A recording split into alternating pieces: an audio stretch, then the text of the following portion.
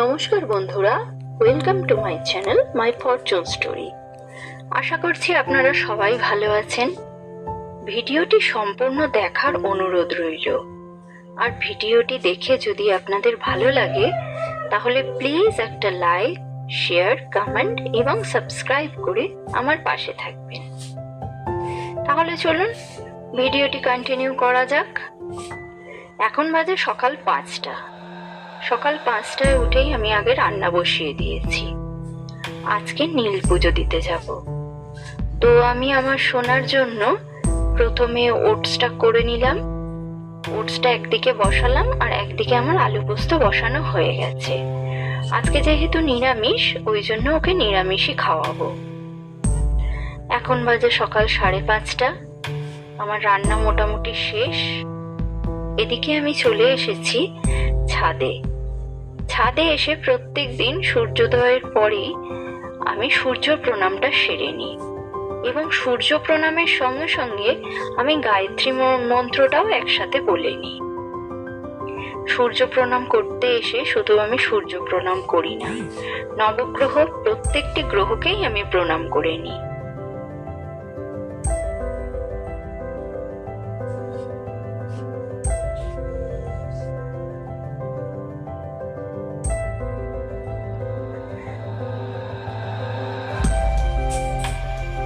সকালবেলা প্রকৃতির সঙ্গে নিজের সম্পর্ক স্থাপন করাটা খুবই স্বাস্থ্যকর এবং মন এবং শরীর দুটোর জন্যই খুব ভালো।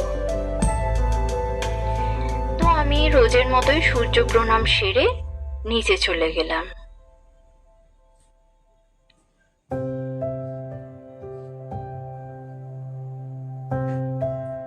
নিচে চলে গিয়ে বিছানা পত্র সব আমি নতুন করে আবার গুছিয়ে নিলাম, কারণ সারাদিন এই বিছানাটার উপর প্রচন্ড পরিমাণে আমার সোনা, মানে আমার দিব্য সোনা, প্রচন্ড পরিমাণে এর উপরে হুড়োহুড়ি করে। তো জায়গার জিনিস জায়গায় থাকে না, এদিক ওদিক হয়ে যায়। যদিও আমরা এখন এই গরম পড়েছে বলে নিচে শুই, কিন্তু তাও এগুলো পরিষ্কার করে নিতে হয়, কারণ সারাটা দিন এই বিছানার উপরেই বেশি ধকল পড়ে।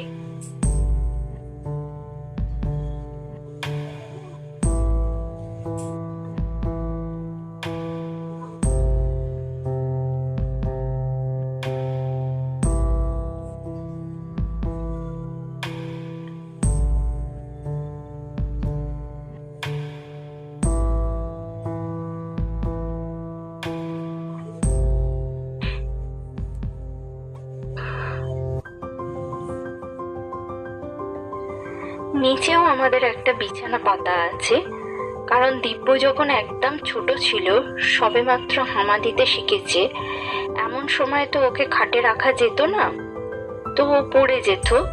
তা সেই জন্যই আমি একটা নিচে বিছানা করেছিলাম, বিছানা করে সেই তাতেই শুতাম। কিন্তু এখনো একটু বড় হয়ে গেছে, এখনো নামতে পারে, কিন্তু তবুও আমরা যদি খুব গরম না পড়ে এই উপরে শুলে এই নিচের বিছানাটাতেই শুই, কারণ ও উপর দিকে এমন উঠে যায় রাত্রিবেলা বিছানা থেকে পড়ে যায়। তো নিচে শুলে সেই ভয়টা আর থাকে না। তো সেই জন্য আমরা নিচের বিছানাটা এখনো তুলিনি, ইউজই করি। তো ও সন্ধেবেলা আসে, এতে পড়ে, হুড়োহুড়ি, খেলা সবই এর উপরে অত্যাচারটা চলে। তো সেটাও আমাকে পরিষ্কার করে নিতেই হয়।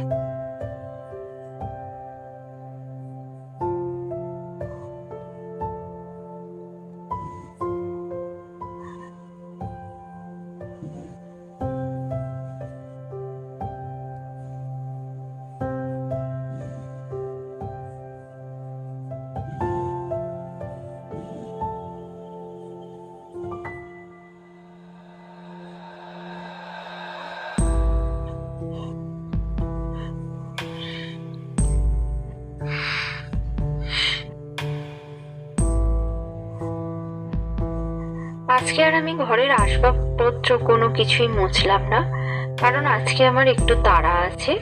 তাই সোজা চলে এলাম ঘর ঝাড় দিতে।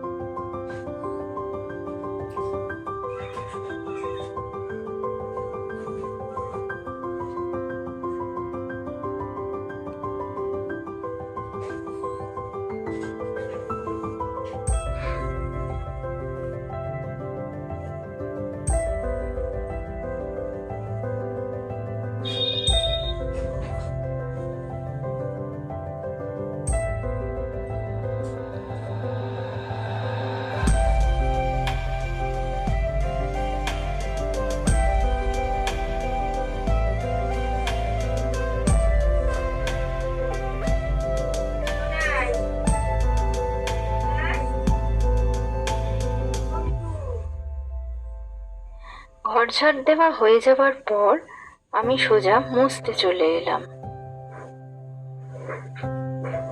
ঘরটা না মুছলে ঘর পড়েই থাকবে, আর মোছা হবে না।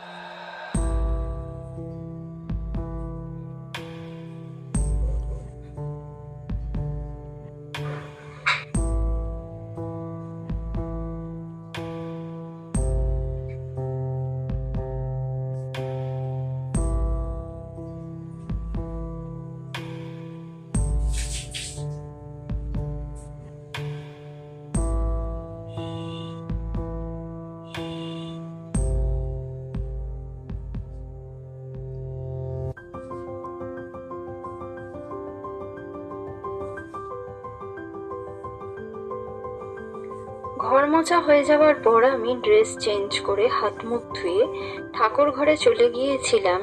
আজকে নীল পুজোর কিছু জিনিস আছে গোছাবার, সেই জন্য। কিন্তু গিয়ে দেখলাম ততক্ষণে মামনি ওপরে চলে গেছে। ঠাকুর ঘর মুছে মামনির ঠাকুরও তোলা হচ্ছে।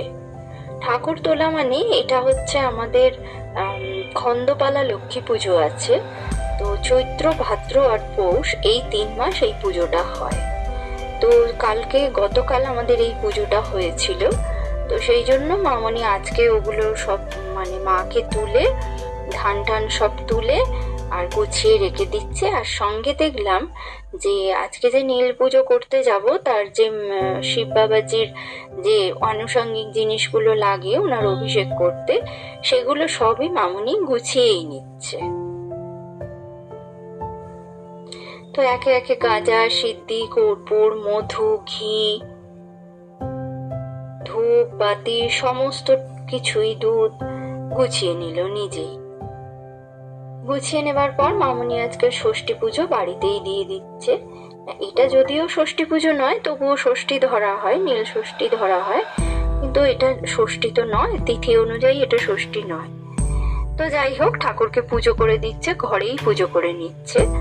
আমরা আশ্রমে জল ঢালতে গেলেও সেখানে তো কোনো পুজোর ব্যবস্থা নেই, সুতরাং আমরা জলটা ঢেলে চলে আসবো। তো এদিকে মামনি সব গুছিয়ে নিচ্ছে দেখে আমি চলে এলাম দিব্যসোনাকে খাওয়াতে। ওকে খাওয়াতে জানো তো প্রচুর সময় লাগে, 1.5 ঘন্টার নিচে হয় না। প্রথমে ও মুখ খুলতে চায় না, তারপর অনেক কিছু করে ও মুখ খুললেও ওর খেতে একটু কষ্টই হয়। বারবার ওয়াক তোলে, ঢেকুর তোলার সমস্যা আছে, এইসব মিটিয়ে আমাকে বেশ খানিকটা সময় ওর জন্য দিতে হয়।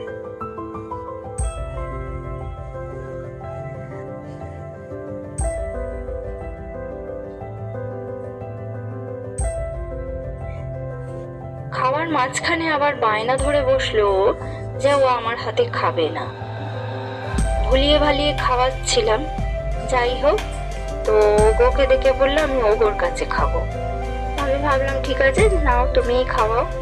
মামনি ওকে খাওয়াতে থাকলো, আর আমি এদিকে স্নান টান সেরে আমি তৈরি হয়ে নিলাম নীল পুজো দিতে যাব বলে।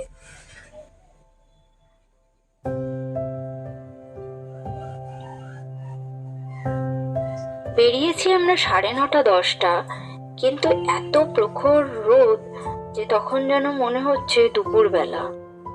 খুব কষ্ট হচ্ছিল যেতে। যাই হোক, আমরা 3 জনে মিলে চলে গেলাম আশ্রমে। আশ্রমে প্রতিষ্ঠিত শিব আছে, আমরা এখানেই জল ঢালি। তো গঙ্গা জল, দুধ, মধু, ঘি, শর্করা, গাঁজা, সিদ্ধি সমস্ত কিছু মিশিয়ে আমি জলটাকে রেডি করে নিলাম। আর এই যে ফল দেখছো, ফল, কাটা ফল, এগুলো সব মামনি কেটে বাড়ি থেকে গুছিয়ে এনেছে। এই আমাদের শিব বাবা।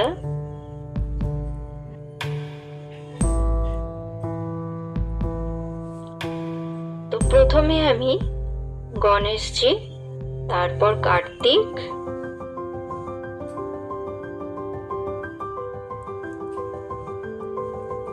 তারপর অশোক সুন্দরী এবং গৌর্যে, এবং তারপর শিব বাবার মাথায় জল দিয়ে দিলাম।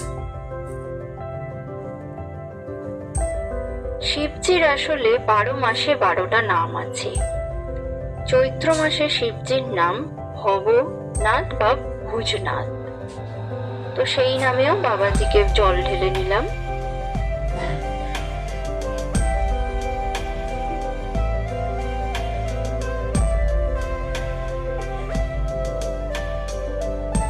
এরপর বাবাকে আকন্দর মালা এবং বাবার যে 5টা প্রিয় ফুল, বাবার অনেক প্রিয় ফুল আছে, কিন্তু তার মধ্যে আমি 5টাই বেছে নিয়েছিলাম। 5টা প্রিয় ফুল দিয়ে বাবাকে পুজো করলাম। এই যে দেখছো, এটা হচ্ছে বেল গাছের বেল ফুল আর কি।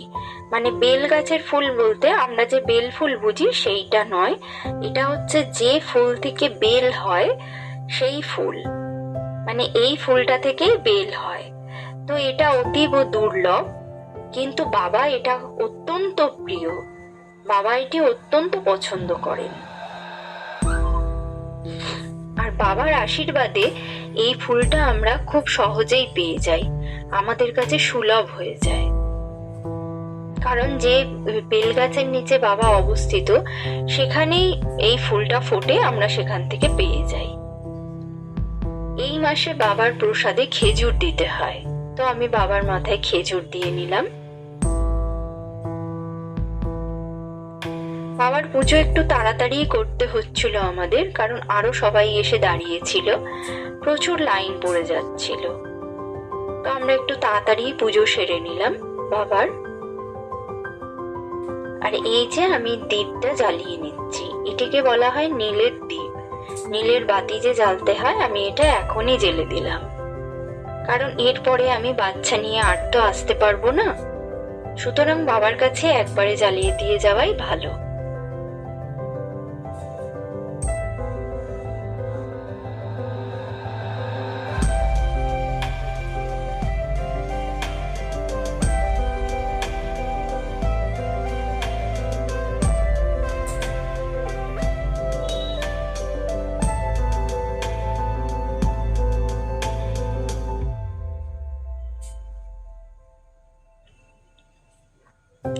আমার ছোট্ট সোনাও একটু শিব ঠাকুরকে জল ঢেলে নিল।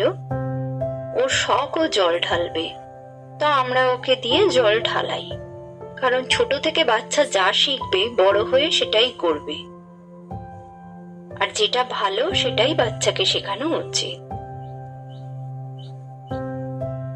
তো আমাদের জল ঢালা হয়ে গেল, আমরা এবার বাড়ি ফিরে এলাম। এত রোদ, এত হাঁটতে কষ্ট হচ্ছিল কি বলবো। বাড়ি ফিরে এসেও আমি একটু বাড়ির শিব বাবাজিকে জল ঢেলে নিলাম, কারণ মামনি সব বাড়িতেও রেডি করে রেখে গিয়েছিল, তো আমি যদি জলটা না ঢালতাম এগুলো সবই নষ্ট হতো। তো মামনি বলল জলটা ঢেলে এসে তারপরে ওকে খাওয়াবি। তো আমি এই জলটা ঢেলে নিয়ে আজকে আমার সোনাকে খাওয়াতে চলে এলাম।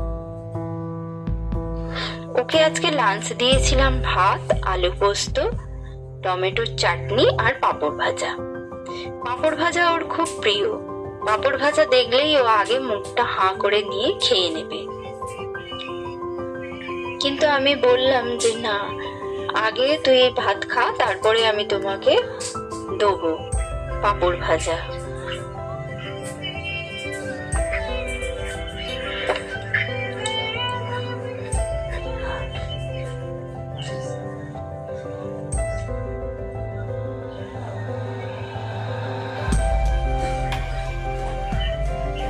তো ওকে আমার খাওয়াতে বেশ খানিকটা সময় লেগে গেল।